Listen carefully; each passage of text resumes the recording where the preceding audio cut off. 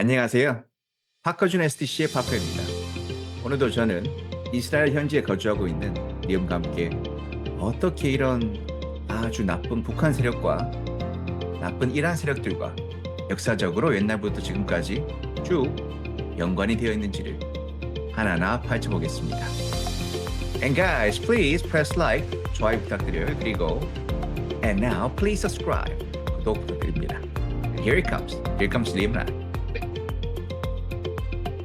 Hey Liam, it's great to have you back. So today we're going to be diving into a chilling topic, the military axis between North Korea and Iran. So on the surface, Liam, they couldn't be more different. One is a hardline atheist communist state, and the other is a, fanatical Islamic, theocracy. So how did these two seemingly opposite regimes become such close partners in 1979? I think it's because of one reason. Like, let's say it's anti-Western ideology. It's mainly that one. But we talked about in a previous video that Iran and its organizations are the main clients of North Korean, let's say, weapons and weapons for mass destruction. They're the main clients of it. But I also find it pretty ironic that the most, I would say, atheist, cultist country to ever exist in the history of humanity is very well connected to the most fundamentalist Shia regime to ever exist. But there is another similarity. Both countries carried out a revolution, but on a different topics. Because in North Korea it was communist revolution, when in Iran it was an Islamist revolution. They are both allied with the Russians. We have seen it many times, and with the Chinese. That's what people don't know. And also the last topic, and that's one of the most interesting subject, that they are interested to harm not just American allies, but also those who are, let's say, don't fit them. Israel and South Korea in particular. Yes, I've noticed that. I've been explaining lots about how it goes hand in hand with Pastor John, who's been protesting at the Gwanghwa Moon. We talked about how pro-Palestine movement, it goes against the covenant because they want to be just all one with the Arab radical left, which is pro-free Palestine movement, and they go all hand in hand. And I heard lots of information where, they're all connected ties in North Korea from you, from Pastor John from a while back, and it was quite shocking. I never knew before. So me and many Korean people will think, how do they not know this? But it's because, as I mentioned earlier, the problem is because of all this propaganda, the Korean media has not been mentioning it. That's the whole problem. But anyways, aside that, I'm going to ask you another question. But thank you, Liam. So what I was thinking for a while is, that connection brings us to what you call the heart of the problem, the tunnels we see how they've been digging. And that's the thing where it continues to war over and over again. It's an ending because of it. North Korea is famous for its underground networks. Maybe it's as good as Iran or maybe even better. I heard even they give technology Iran, North Korea. Why did they become so obsessed with going underground, and just how advanced is their technology? I have no idea. I can just only assume. So I want you to elaborate on that. Thank you. Okay, sure. Look, I think that since the end of the, let's say, Korean War, the North Korean army understood that it cannot overwhelm the Air Force of South Korea, and of course the United States. They can't overwhelm. They can't overrun. They can't. How can I say? They can't. They have no. They have no strength against such an Air Force. So they decided to go underground, literally. All of North Korea's mountains are made of granite, solid rocks that are a few hundred meters thick. It's also the mountains in South Korea. I've traveled in a few of them. But we also need to consider that because of North Korea's development in the 1960s, it gained a massive support from China and the Soviet Union, and the tunnel system became one of the most advanced in the world at the time. But their tunnels weren't just for defensive, like they were also in case of a war with South. They could, because in those tunnels, they could easily infiltrate below the DMZ and infiltrate South Korea. We've seen it happening in 1968 when they went, when Unit 124, I think that was the name of the unit, went to assassinate Park Chung-hee, the president. If there are soldiers who served in engineering or even in the border itself and have seen those tunnels, they can tell us in the comments. According to what I've searched online, their tunnel systems is extremely advanced for its time. Like let's say they have air conditioning, electricity, and the size of those tunnels is something that blew the mind of many analysts, because you can easily transport thousands of troops and especially vehicles. So in case of war, we can see those massive tunnels being emerged from the surface. Yeah, it's really scary to think about in simple terms how advanced they got the technology with such, poor technology they used to have. Now, Russia and Iran, they all stand together and they built this massive cave where it can serve everything underground just to hide from the satellites. It's terrifying, but of course amazing from their view. But for us who wants to live a democracy, it's really difficult for us to quite grasp that because we don't want that to happen. So I gotta say, it's terrifying to think about the technology being exported everywhere. And how exactly did North Korean tunnel blueprint find its way to the Iranian military strategy? Like before, I never thought they could be this tight with each other. Like I don't like it, but I want you to elaborate on that. I think the Iranians have used the tunnels for two reasons. Have used North Korea for two main reasons. The first reason is that during the revolution in 1979, many engineers, scholars, and I would say intellectuals have fled the country mainly to America.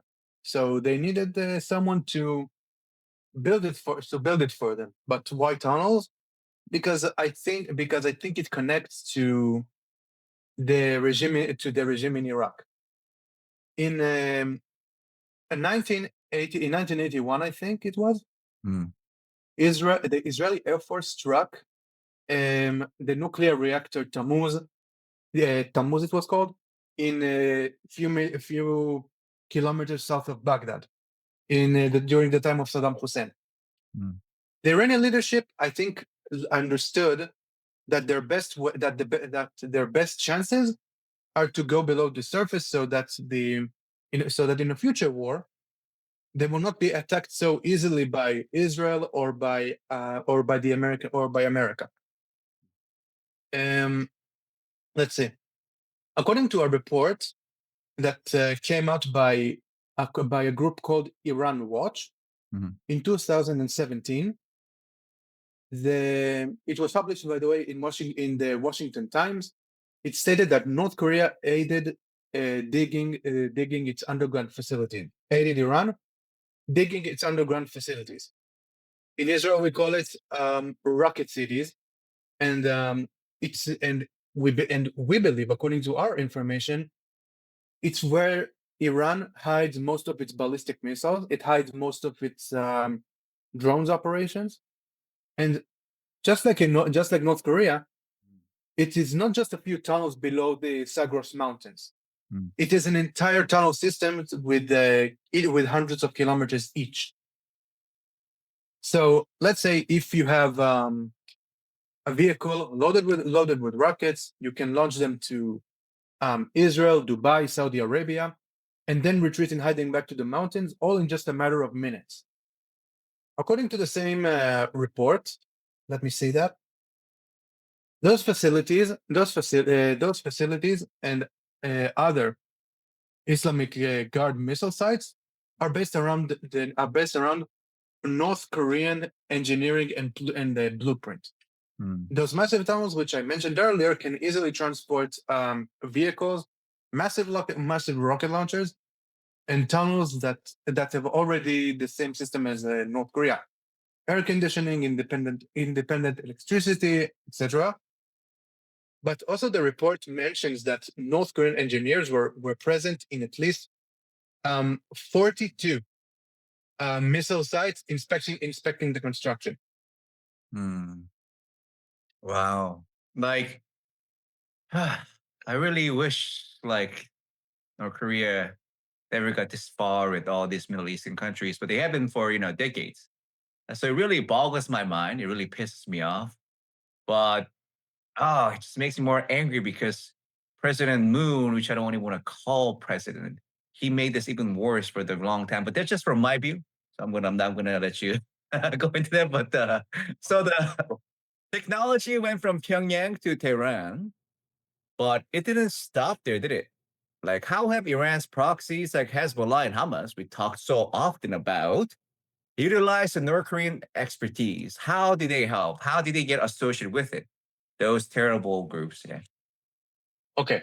First of all, we need to understand something about the proxies. We will talk about it maybe in a future video. Iran is an actor that acts on its own interests, especially with Shia groups in the Middle East,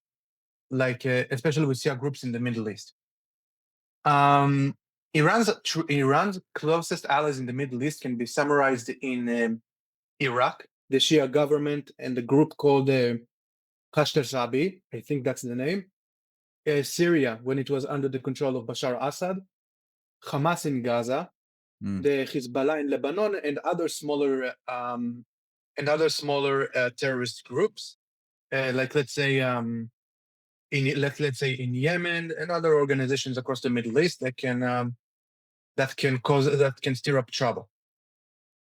Syria and Iraq, I think that they're mainly, let's say, flat countries. Like we don't know much about Yemen and their tunnel systems, so I guess we need to focus on the Hezbollah and the Hamas because they're the most obvious. They're the most obvious examples.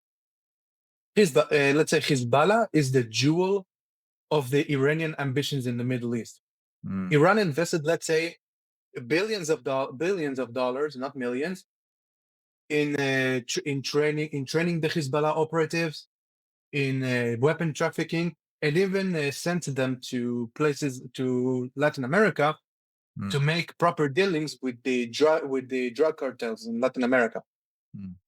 But according to the Israeli Alma Research Center, Alma Research Center, it is a research institute based on the Israeli-Lebanese border. With the help of North Korea, Hezbollah terrorists dug within the Lebanese southern mountains massive network of tunnels. According to the report, it's the link down below. There's a senior Iranian Islamist guard was quoted in 2017 as a saying that North Korean advisors helped build a 25-kilometer tunnel that connects various points across southern Lebanon. Wow. Another indication of that institute suggests that a North Korean construction company called KOMID, Korean Mining and Development Trading Corporation, dug additional 45 kilometers of tunnel from Jensnaya to Margara in Lebanon. And it shows that North Koreans were paid by Iran to take dozens of engineering projects across the mountains. In addition, but I don't want to talk about it, it's not the main subject, North Korea provided training of Hezbollah officers in infiltrating through the tunnel. We talked about it earlier, aimed at infiltrating northern Israel's villages in the next war. But lucky for us, since October 7th, it did not happen. In Gaza, I think the situation is very different, because in Lebanon, Hezbollah is the non-official ruler of Lebanon. As evidence, the Lebanese army doesn't raise against them because of that. Look, but terrorists of Hamas are heavily monitored by the Israelis and, of course, by the Egyptian military. Today, it's a military dictatorship. So, for North Korea, the only way to Gaza is through the Sinai Peninsula. Is through the maybe the Sinai Peninsula. In Israel, they would be arrested on the spot. But since the current regime of Egypt, of General Assisi, any North Korea that would enter to Sinai would be immediately interrogated by the Egyptian authorities. But according to assessments, the tunnels of Hamas are constructed in a similar way as the smaller tunnels North Korea built throughout the 1960s.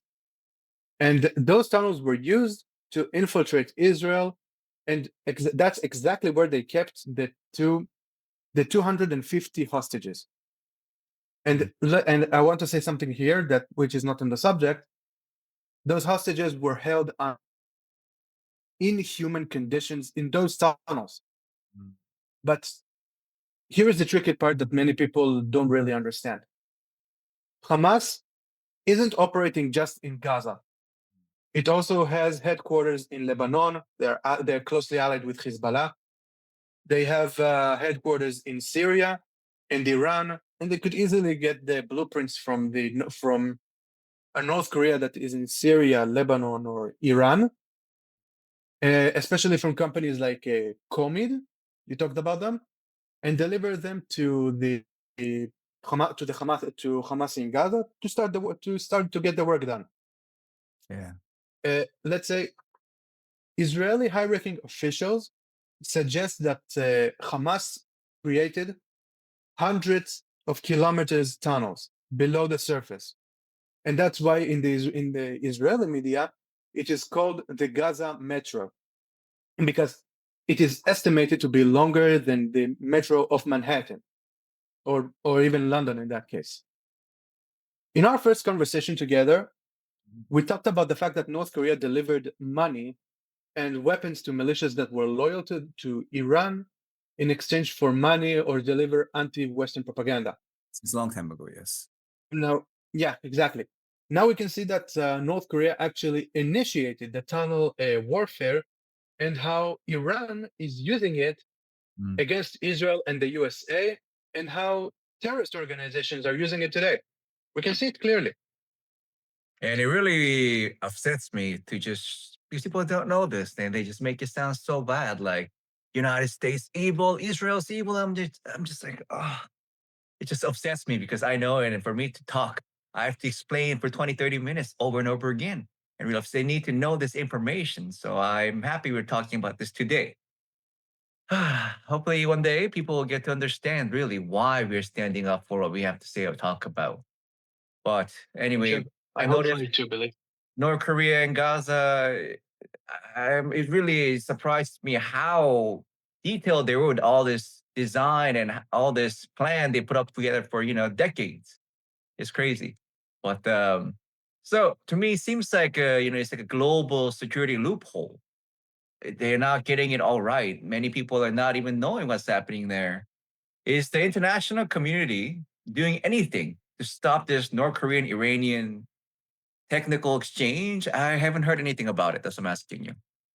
Look, in order to answer this question, we need to understand how sanctions actually work. Mm. Putting an entire country under sanctions is impossible.